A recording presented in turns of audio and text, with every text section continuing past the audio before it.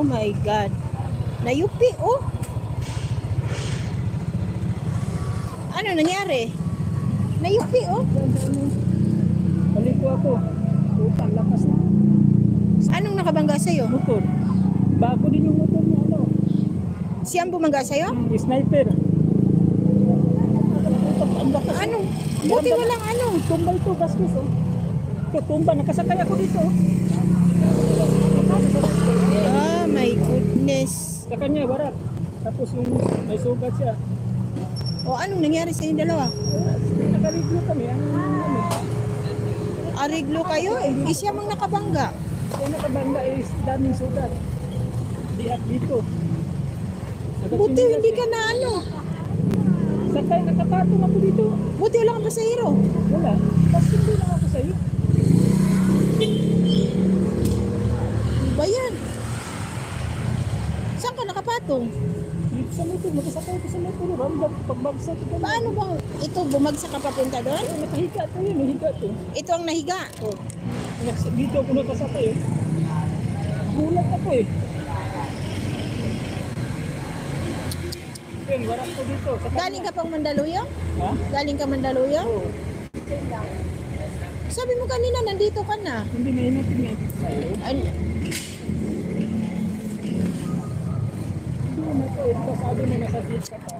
Kaya bumalik ako bumabago doon.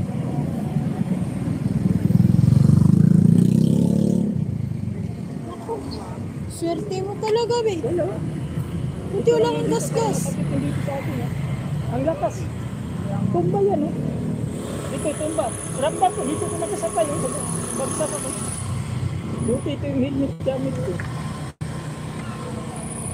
Tsaka buti wala kang pasahero. Parang ano ba? Parang si... Di ba ginanyan ko lang to? Ginanyan ko lang to. Tinanggal ko ito. Tinanggal ko to. Yung kaganyan na. Sabi Milagro. Pag-akyat ko, naisipan ko yung tali ko. Dapat lagi talaga magtali ng ano. Helmet. Lagay mo muna. Ayan, so since inuna ko yung video nung dumating yung partner ko dahil sinulungan niya ako doon sa lugar kung saan kami dapat magkita. So nagkita naman kami, guys. So medyo speechless ako, hindi ako grabe yung pasasalamat ko sa Diyos na milagro na naman yung nangyari sa buhay niya. Kasi kalain niyo, guys, yung kinakabahan ako.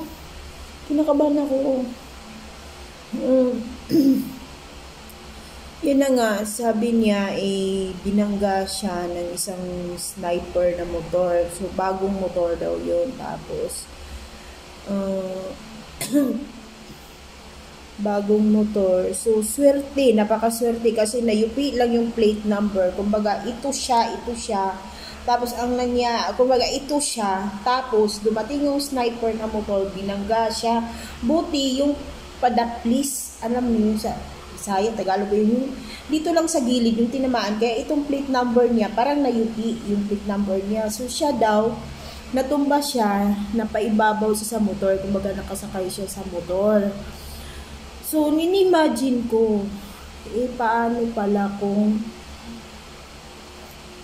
pala kung mismo doon sa gitna siya binangga, di tumalsik siya, di ba? Grabe. Ang nangyari, praise to God talaga. Oh, thank you Lord. Kasi ang nangyari, guys, wala siya hindi siya nasugatan. Nagkaroon siya ng dito banda sa may point na, as kunti lang gasgas kasi nakapantalon siya eh. Tapos, yun lang, medyo masakit daw itong dito niya. Siguro napilayan or ano siya. So, yun na nga. Sabi ko sa kanya, grabe. Another buhay mo yan. Sabi ko, binigyan ka na naman ng Diyos ng isa pang pagkakataon. Kasi hindi. Alam mo yung bumangga sa kanya, ito lang paa. Itong paa dito sa may hinlalaki, nabiak daw to. Tapos may mga sugat dito. Di ba grabe? Tapos siya wala siyang dalos. Sobrang... Ay, thank you Lord talaga. Thank you Lord talaga. Grabe. Diba? Hindi mo kasi nga namamasada siya. After niya sa trabaho niya, namamasahero siya. Kasi ang laki kasi talaga ng gastusin namin. may nag-college. Actually, yung college ko, hindi naman na ako ang gumastos. Tapos, syempre, yung dun sa bahay, may isa pa akong anak na nag-aaral. Nasa private school din yun. Pero hindi naman sa akin yung tuition fee. Sa municipality naman ng Taguig yun. Hindi. Ang dami pa talaga. Actually, kumikita naman kami ng minimum mag-asawa. Ako, kung totoo yung sweldo ko is malinis ko nang iuwi yung sinasahod ko araw-araw. Kasi libre naman ako pagkain dito. Lahat-lahat ko. Anong gawin ko dito sa trabaho ko? Walang problema kasi ano. So na nga, miracle happened. Miracle talaga. Milagro talaga nangyayari again and again sa buhay, no? So, grabe. Parang nga pagdating nga namin sa bahay kagabi, alam mo yung hindi na siya matigil magsalita, talagang kunito niya, tapos natulala daw siya nung nangyari yun So, ang masaklap pa, siya daw, suntukin daw sana siya nung bumangga sa kanya, tapos hinarap daw niya itong bumangga sa kanya, tapos sabi daw niya, "Ba't mo ako suntukin? Ikaw na nga nakabangga sa akin." So, akala ko rin na nagkabayaran na. Siyempre, may damage yung tao Nagkaroon ng damage, sugatan na. So, punta talaga ng hospital dapat. So, siguro, na-realize din ng taong nakabangga na kasalanan niya, malaking kasalanan niya. Kaya ang nangyari, nag-areglo na lang silang dalawa, hindi na sa pumunta sa pulis. So, nag-areglo na lang silang dalawa sa gitna ng daan, no? Kasi yun magkaroon na din sila ng record sa bawat isa nun So, yun, nag-areglo sila. Masakla pa itong partner ko, siguro sa taranta niya, hindi niya nakuha yung name, hindi niya nakuha yung plate number, sobrang taranta niya. Kaya sabi ko sa kanya, next time, ano ba mangyari, maganda man o hindi, lagi mong isipin, kuhain mo yung details ng tao.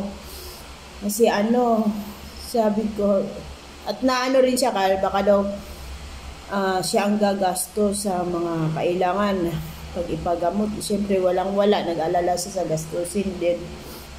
Sabi ko, malalaman naman natin yan pag once na nagpapulis. Kasi, ang mga daan dito, may CCTV naman, makita naman kung sino talaga yung may kasalanan, di ba?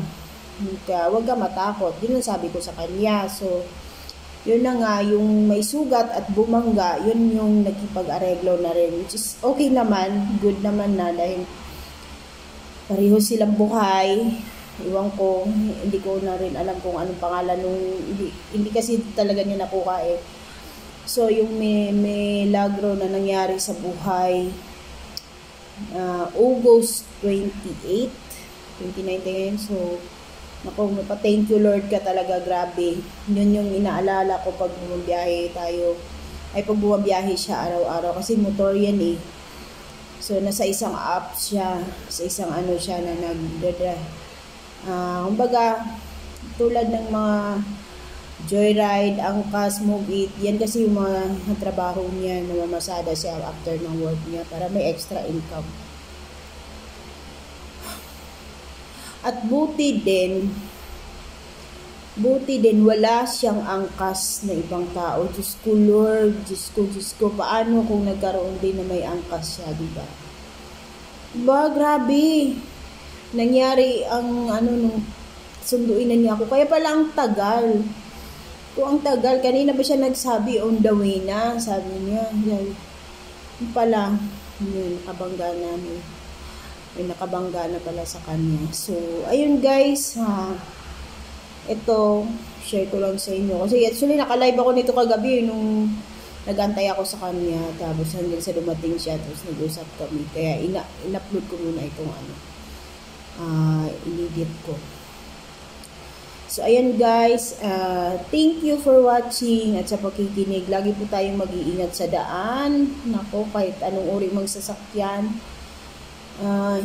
Hindi natin masasabing 100% safe tayo. Basta, lagi nating tanan mag-iingat tayo. Ako, lagi ko yung pinapaalala sa kanya na mag-iingat.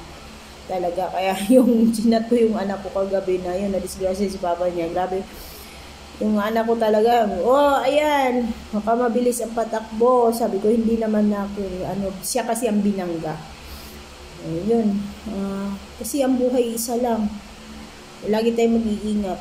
Kita ko, pag maano ko na, di maganda ang takbo niya, ay naku guys, nagagalit na ako, maglakad na lang ako.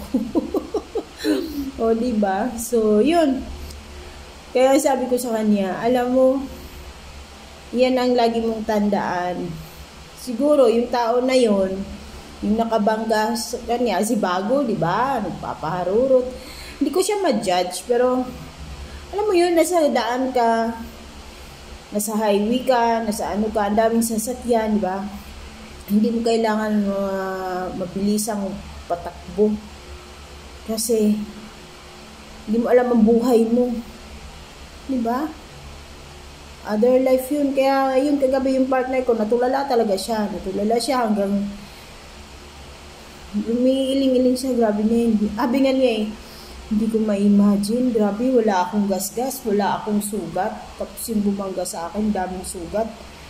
Tapos, ano daw niya, akalain nyo, nakapatong sa motor. O, isa pa yun, na napatong. Grabe ko yung, sabi ko, grabe, ginabayan ka talaga ng anghel. May anghel talaga na gumabay sa'yo, no? Kasi kailangan pa ng anak natin ng ano eh, di ba? Suporta eh.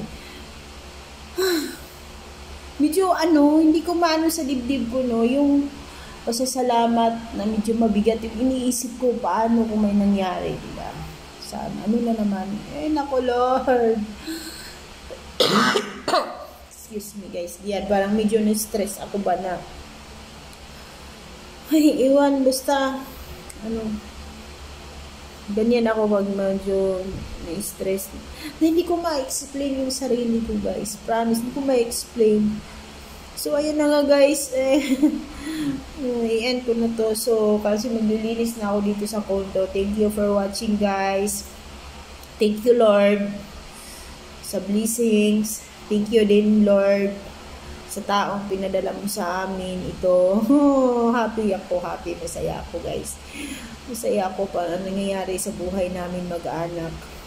Mahirap man, gipit man, pero may mga taong binigay sa amin. Thank you Lord talaga. So, yan na nga, ikaw lang bahala sa mga taong mabuti sa amin, Panginoon. So, ayan, thank you for watching and God bless po sa ating lahat. See you in my next upload. Tamad-tamad lang ako mag-upload, guys. Pero meron na ako $56 ulit. Ay, naku guys. Okay, bye-bye.